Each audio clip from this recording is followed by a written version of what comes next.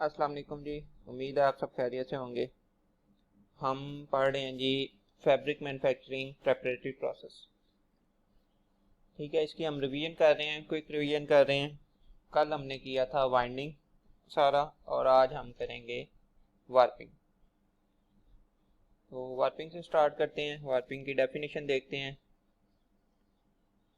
अच्छा जी, ये डेफिनेशन देखते हैं। To combine the yarn from individual packages in the form of a sheet on to a warper beam. तो yarn को एक शीट की फॉर्म में बीम के ऊपर वाइंड करने को वार्पिंग कहा जाता है। इसके मजीद और ऑब्जेक्टिव्स क्या हैं? To get required number of hands as per set calculations. Required number of hands मतलब अगर हम कोई स्पेसिफिक ऑर्डर चला रहे हैं या कोई स्पेसिफिक क्वालिटी है, ठीक है, जिसमें हमें कुछ अमाउंट चाहिए, रिक्वायर्ड है। सपोज 10,500 धागे चाहिए जी एक क्वालिटी के, तो वो हमने टोटल हैंड्स पूरे करने हैं यहाँ पे वार्पिंग के अंदर मुख्तलिफ बीम्स के ऊपर। ठीक है जी। To get the required length of yarn on each beam of the set. अब हर बीम के ऊपर सेम लेंथ लेनी है हमने। रिक्वायर्ड अमाउंट ऑफ यार्न मतलब कि अगर हम कोई ऑर्डर चला रहे हैं, ठीक है, तो कितना ऑर्डर है उसके लिए हमें कितनी वार्पिंग करनी है, उस लिहाज से हमने जो अपनी लेंथ डिसाइड की है उतनी हमने सब बीमों के ऊपर बराबर लेनी है, जिसको सेट लेंथ कहा जाता है। ठीक है, मसलन अगर 10,000 का ऑर्डर है, 10,000 मीटर का, तो हम हर बीम पे 10,000 मीटर लेंगे, कुछ वेस्टेजेस ऐड करके थोड़ी सी ज़्यादा कर लेंगे। तो इस तरह से हम एक स्पेसिफिक अमाउंट ऑफ लेंथ जो होती है वो भी यहाँ पे पूरी करते हैं। टोटल लेंथ्स पूरे करते हैं, लेंथ आप पूरी करते हैं और यार्न को आप कौन से बीम के ऊपर ट्रांसफ़र करते हैं। अब कितनी तरह की वार्पिंग्स होती हैं ये देखते हैं।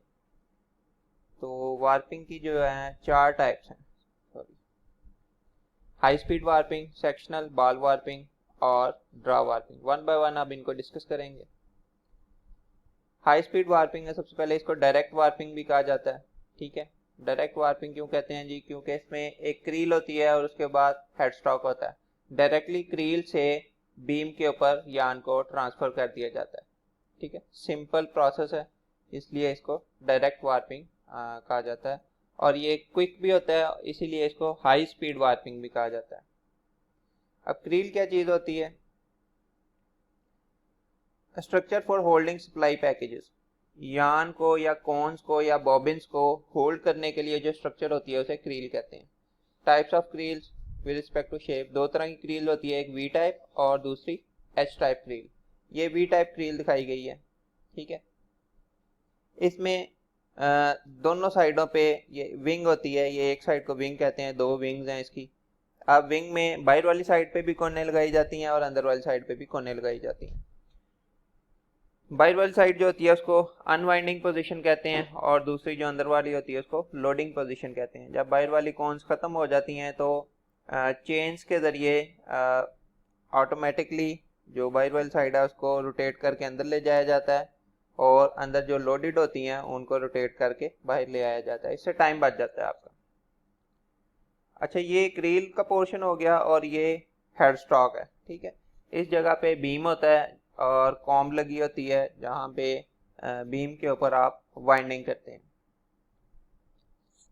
फिर वी टाइप क्रील में मुख्तलिफ पार्ट्स होते हैं, वर्टिकल रॉड्स होते हैं, स्पिंडल्स होते हैं। ठीक है, वर्टिकल रॉड्स के ऊपर स्पिंडल लगे होते हैं, स्पिंडल के ऊपर आप कोन को प्लेस करते हैं या कोन को रखते हैं उसके ऊपर। Folding for the cone spindles are use. Tension rod होते हैं, यार्न की इंटेंगलमेंट को रोकने के लिए, उसको टेंशन देने के लिए टेंशन रॉड्स होते हैं। थ्रेड ब्रेक होते हैं, अगर कोई यार्न टूट जाए तो जो अनवाइंडिंग हो रही है उसको रोकने के लिए थ्रेड ब्रेक जो होते हैं वो यूज़ होते हैं। स्टॉप मोशन लीवर्स होते हैं, कटर्स होते हैं और ड्राइव अरेंजमेंट होती है।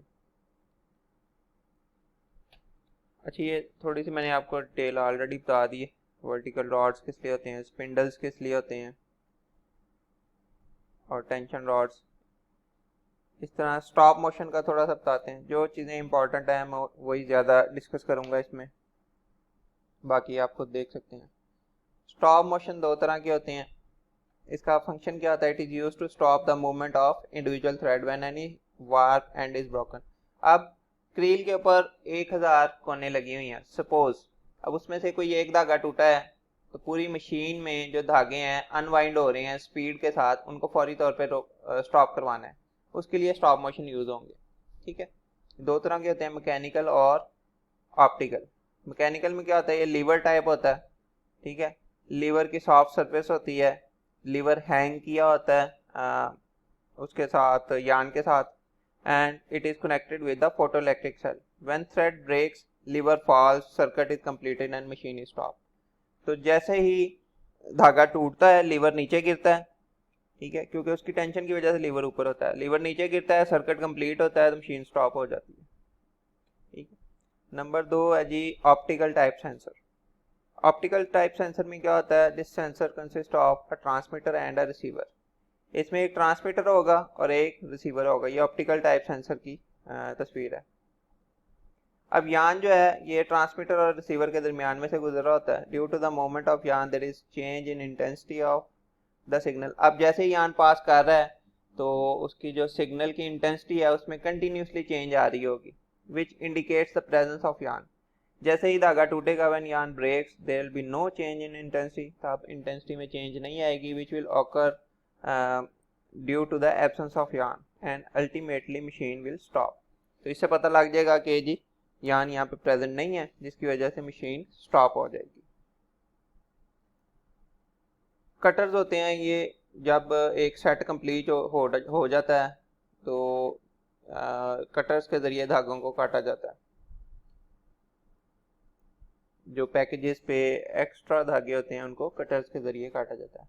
ड्राइव अरेंजमेंट, जो अंदर वाली कोने हैं जो फिल की होती हैं, न्यू कॉन्स होती हैं, उनको बाहर वाली साइड पे लेके आने के लिए जो अरेंजमेंट होती है उसे ड्राइव अरेंजमेंट कहते हैं। इसमें स्प्रॉकेट चेन, स्प्रॉकेट गियर और स्पिंडल रॉड्स होती हैं। नेक्स्ट पार्ट है जी हेडस्टॉक। हेडस्टॉक इसलिए होता है the major component of warping machine that actually rotates and winds the warp sheet on warper beam. ये जो कंपोनेंट है ये रोटेट करता है और जो वार्प शीट होती है उसको बीम के ऊपर वाइंड करता है। ठीक है, ऑब्जेक्टिव्स क्या हैं जी, वाइंडिंग ऑफ वार्प शीट, यानी कि जो शीट है, यान है, उसको बीम के ऊपर वाइंड करना। और दूसरा ऑब्जेक्टिव है it helps to control tension on yarn, warping speed, brake सप्लाई करता है, बीम हार्डनेस को कंट्रोल करता है, यानी कि पैकेज जो है जब बीम जो है ज़्यादा सॉफ्ट या हार्ड ना बने, उसकी ऑप्टिमम डेंसिटी हो। Distribute threads on whole width of fabric, threads को स्प्रेड करता है यूनिफॉर्मली। और amount of yarn on beam length, इसको भी वो चेक करता है कि अगर हमने 10,000 मीटर एक बीम के ऊपर लेनी है तो जब वो लेंथ पूरी हो जाए तो मशीन को उस जगह पे स्टॉप हो जाना चाहिए ऑटोमेटिकली। ठीक है, तो इसको भी इंश्योर करता है। अब मेजर पार्ट्स कौन से होते हैं हेडस्टॉक के, पहला है जी जिगजैग कॉम। जिगजैग कॉम किस लिए होती है, अच्छा जिगजैग कॉम इसके नाम से जाहिर है कि ये इस तरह जिगजैग के पैटर्न में होगी। ठीक है, it is used to complete the width and to separate the warp ends. अब कॉम जो है ये एक तो विड्थ कंप्लीट करने के लिए होती है और दूसरा वार्प एंड्स को सेपरेट करने के लिए, हर दो धागों को सेपरेट करेगी। ठीक है, वार्पिंग में जो कॉम की दो नीडल्स हैं, या जिसको एक डेंट कहते हैं, डिस्टेंस बिटवीन टू नीडल्स, उसमें से एक धागा गुजरेगा। ठीक है, हर दो नीडल्स में से एक धागा गुजरेगा, जबकि साइजिंग में हर दो नीडल्स में से मल्टीपल यान्स गुजर सकते हैं, क्योंकि वहाँ पे टोटल एंड्स बहुत ज़्यादा होते हैं हमारे पास। अच्छा, अब कॉम की दो मूवमेंट्स होती हैं, वर्टिकल और हॉरिजेंटल। वर्टिकल किस लिए होती है, for increasing life time of com. ठीक है, कि कॉम की जो नीडल्स हैं अगर एक ही जगह से यान पास करता रहेगा तो उस जगह पे डैमेज आ सकता है नीडल के ऊपर, तो उसको वर्टिकली अप और डाउन मूव करवाया जाता है ताकि कॉम की लाइफ इंक्रीज कर दे, उसकी नीडल्स की लाइफ इंक्रीज कर दे। और हॉरिजेंटल मूवमेंट किस लिए होती है, टू फॉर कंपैक्ट वाइंडिंग। ये इसलिए होती है कि अगर एक ही जगह से यान पास करता रहेगा तो जिस जगह वो बीम के ऊपर वाइंड होगा वो सिर्फ उसी जगह पे वाइंड होता जाएगा, यूनिफॉर्म डिस्ट्रीब्यूशन नहीं होगी। तो यूनिफॉर्म डिस्ट्रीब्यूशन के लिए उसको हॉरिजेंटली मूव करवाया जाता है, यूं लेफ्ट टू राइट थोड़ा थोड़ा, ताकि उसकी यूनिफॉर्म और कंपैक्ट वाइंडिंग हो। And increasing life time of guide roller, और जो नेक्स्ट कॉम के बाद आता है गाइड रोलर, उसकी लाइफ भी इससे इंक्रीज हो जाती है, क्योंकि अगर गाइड रोलर के ऊपर एक ही जगह पे यान पास करता रहेगा बार बार, तो उससे उसके डैमेज होने का खदशा हो सकता है। तो गाइड रोलर किस लिए होता है? It changes the direction of warp sheet and have smooth polish surface. तो ये सिर्फ उसकी डायरेक्शन को चेंज करता है और इसकी स्मूथ पॉलिश सरफेस होती है। तो यहाँ पे आप देख सकते हैं वार्पिंग मशीन, ये वी टाइप क्रील है और ये यान आ रहा है जी क्रील से, ठीक है। ये वाला पोर्शन हेड स्टॉक का है, ये यहाँ पे वार्पिंग बीम लगा हुआ है और ये शील्ड है, प्रोटेक्टिंग शील्ड। ये जो यान है आ रहे हैं, यहाँ पे जिगजैग कॉम लगी होगी जो इसकी विड्थ को कंप्लीट कर रही है। जिगजैग कॉम के बाद यहाँ पे एक गाइड रोलर है, ठीक है, और उसके बाद है यहाँ पे बीम, वार्पिंग बीम जिसके ऊपर वाइंडिंग हो रही है इन शीट फॉर्म। तो वार्पिंग बीम में क्या होता है जी, वार्प शीट उसके ऊपर वाइंड की जाती है। बीम हैज डायरेक्ट ड्राइव, इसकी डायरेक्ट ड्राइव होती है, and hydraulic brake system on both side, और दोनों साइड्स पे हाइड्रोलिक ब्रेक सिस्टम होता है। जब भी कोई यान ब्रेक करे तो हमने बीम को भी स्टॉप करना होता है, जो हाइड्रोलिक ब्रेक्स होती हैं उसके ज़रिए से हम बीम को स्टॉप करते हैं। इसके नीचे इसकी बैक साइड पे प्रेसिंग ड्रम होता है। It is use for compact winding, वो कम्पैक्ट वाइंडिंग के लिए होता है कि लूज वाइंडिंग ना हो, तो उसके लिए प्रेसिंग ड्रम से प्रेशर दे के रखते हैं ताकि इसकी वाइंडिंग प्रॉपर हो। एक और इसका फ़ायदा भी होता है, it also measures the length of यान वाउंड। तो प्रेसिंग ड्रम उसकी फ्रिक्शन के वजह से रोटेट कर रहा होता है, वो चेक कर रहा होता है कि कितनी लेंथ यान की वाइंड हो चुकी है वार्पिंग बीम के ऊपर, तो ये भी प्रेसिंग ड्रम मेजर करता है with the help of hydraulic system. It moves away when machine stop, जैसे ही मशीन पे ब्रेक लगती है तो प्रेसिंग ड्रम पीछे हो जाता है, मूव कर जाता है बैक। नेक्स्ट कुछ टर्म्स हैं वो देखते हैं। क्रील कैपेसिटी क्या होती है? क्रील कैपेसिटी के एक क्रील के ऊपर मैक्सिमम कितनी कोने हम लगा सकते हैं, ठीक है। क्रील कैपेसिटी हम कैसे फाइंड कर सकते हैं, देखते हैं। ये आपकी क्रील है, ठीक है।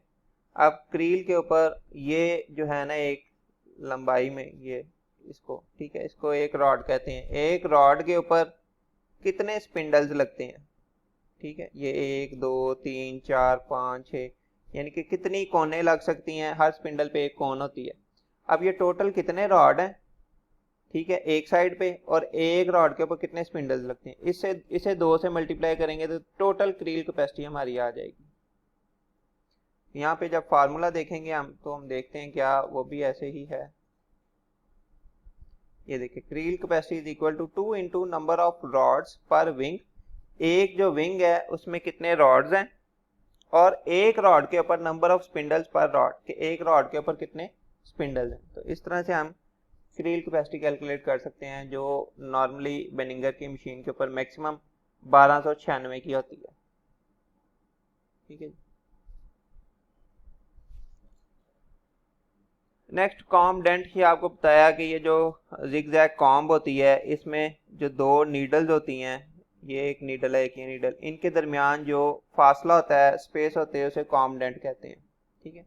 It is the distance between 2 consecutive comb needles. Krill angle, जो वी टाइप क्रील होती है उसके दोनों विंग्स के दरमियान जो एंगल है उसको क्रील एंगल कहते हैं, 25 से 30 डिग्री होता है। विंग एंगल, क्रील एंगल का जो हाफ होता है उसको विंग एंगल कहेंगे।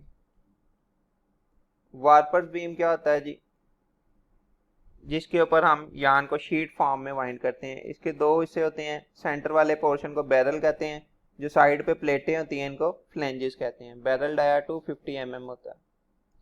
वीवर्स बीम, वार्पर बीम और वीवर बीम में ये फर्क है कि वीवर बीम जो होता है ना उसकी एक साइड जो होती है वो एडजस्टेबल होती है, उसका साइज बड़ा या छोटा किया जा सकता है, और जो उसके अंदर होते हैं जी बैरल, उसमें होल्स और लाइंस होती हैं। जबकि बैरल का डाया भी छोटा होता है ताकि उसके ऊपर यान की ज़्यादा कैपेसिटी आ सके, 150 से 250 मिलीमीटर तक होता है। वीवर बीम साइजिंग में यूज होता है, वार्पर बीम वार्पिंग में। सेट क्या होता है? Required number of warpers beam with required number of ends and specific length. तो वार्पिंग में जितने हम एक खास ऑर्डर के बीम तैयार करते हैं, एक खास नंबर ऑफ एंड्स के लिहाज से और लेंथ के लिहाज से, उसको सेट कहते हैं, ठीक है। यहाँ तक हमने वार्पिंग का देख लिया, अभी डायरेक्ट वार्पिंग का नेक्स्ट वीडियो में हम देखेंगे सेक्शनल और इनडायरेक्ट वार्पिंग। अभी तक के लिए अल्लाह हाफिज़।